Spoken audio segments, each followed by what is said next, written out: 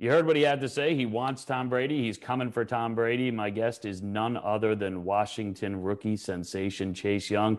Chase, let's start right there with that news because obviously you're pumped up. Your team wins, final game of the regular season. You get into the playoffs. You say what you had to say exiting the field. Bruce Arians responds that maybe you should be careful what you wish for, but your coach kind of backs you up. He says maybe you cringe for a second, but then you have to smile because I know how much Chase Young loves playing football.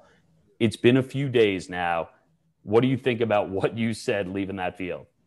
I'm fine. I wouldn't take it back. That's just me. Coach Rivera, he knows I'm a competitor. I'm a fierce competitor.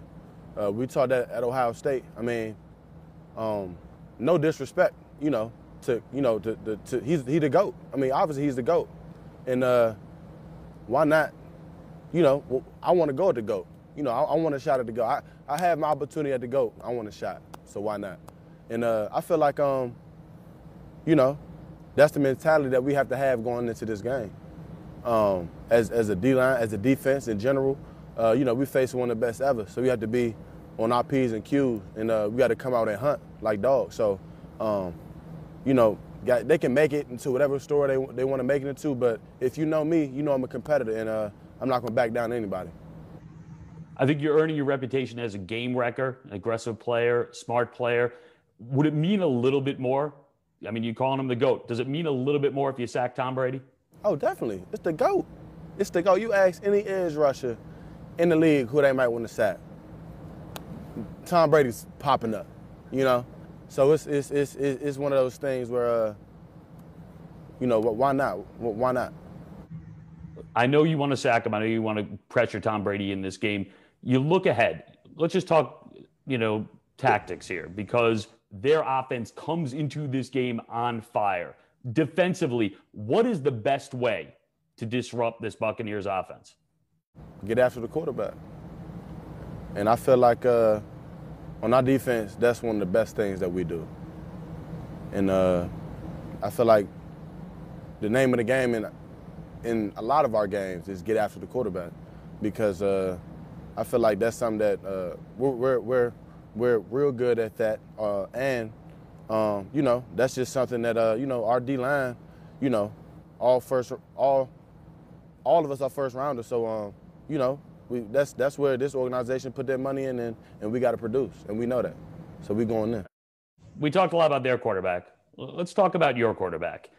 Alex Smith is going to win Comeback Player of the Year. I think everybody knows that. Everyone agrees on that. What has it been like for you to have Alex Smith as a teammate during your rookie season? Wonderful. Just being able to watch him every day. Just look how he walks, I watch everything about him. How he talks to our rookie quarterback, Steven Montez, and just how he goes every day about his business. It just showed me how to, just how to move in a facility as a young player. So, I mean, Alex, he's definitely awesome on the field, but off the field, he's just a man and somebody that you can look up to. He seems like a tremendous leader, but he had this to say about you. He said that you were a crazy, unusual leader for your age. You're young. You got the C. You're now a captain on this team. You're a guy who's vocal. I'm just curious, how did you know and how do you know what to say to your teammates who, let's face it, pretty much every one of them is older and is going through different things in life than you? Yeah, definitely. So, to be able to do that, your teammates have to respect you. And, I felt like the only way I can get respect from my teammates is, just how I move, day to day. When the first time I came in the facility, I just wanted to, show people, by the way I work, by the way I just talk to people, and by the way I just move around, that I'm about business. And, going through games, I've, God willing, he's blessed me. I've played well, and, Coach Rivera, he blessed me with the C. And only thing that does is just give me more motivation just to keep going. You're showing people you're about business. You have this work ethic. And from what I've read and what I've heard, a lot of that was instilled at home while you're growing up. Let's start with your father. Yeah. Give me some examples. Give me some examples of some of the things that your father did to show you, hey, listen, you have to be responsible. You have to get this done. Yeah. Let me see. So it was one time he was at work and he had told me to, it was a summertime and he had told me to cut the grass and I stayed home, me and my sister.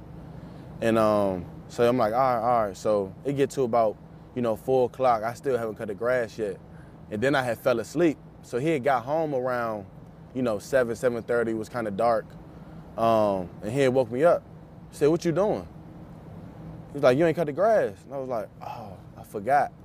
And so basically, it was dark outside and he made me cut the grass in the dark.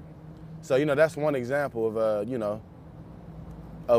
he held me accountable. I had to go cut the grass in the dark. You're just out in the darkness mowing the lawn? Nah, he had a flash. I tried to use my flashlight.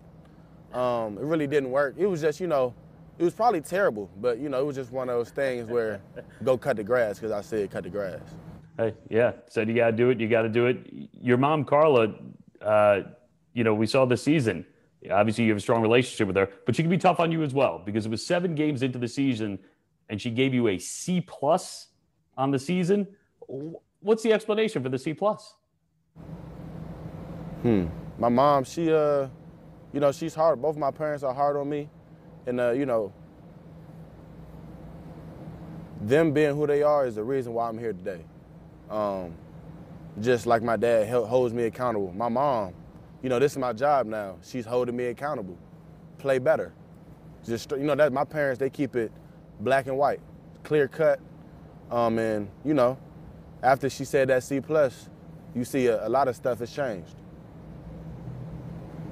I also saw, and I thought this was kind of a cool moment. We talked about the Brady stuff after the game and what you said leaving the field, but you returned to the field on Sunday night and you had an opportunity to FaceTime with your mom after. Take me through that. What was that moment like?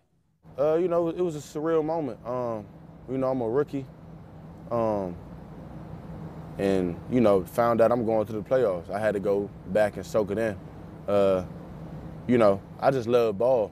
So, I know I will never get that moment back.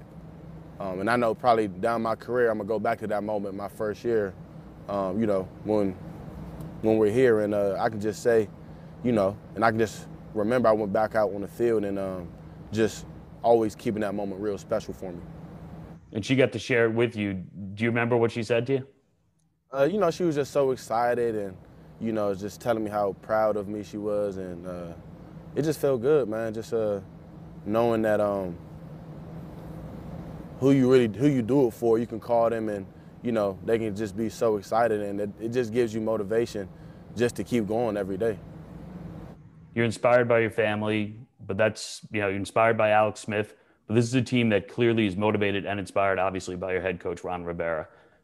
How much does this team play for him right now?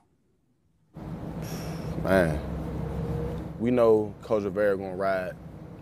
And we were going to ride for Coach Rivera. And I feel like when you have that on the team, those types of teams are real scary because those teams are really family, And I feel like when you have a real family and you really plan for each other, the way you play is just different. And, everything happens for a reason. You never know why he could have got, we never know why that happened to Coach Rivera. But that could have gave us motivation to now be where we are now. But you just never know. And, that's why we always have faith in God. And God got him through that. And, we just blessed, man. And we run through wall for Coach Rivera any day.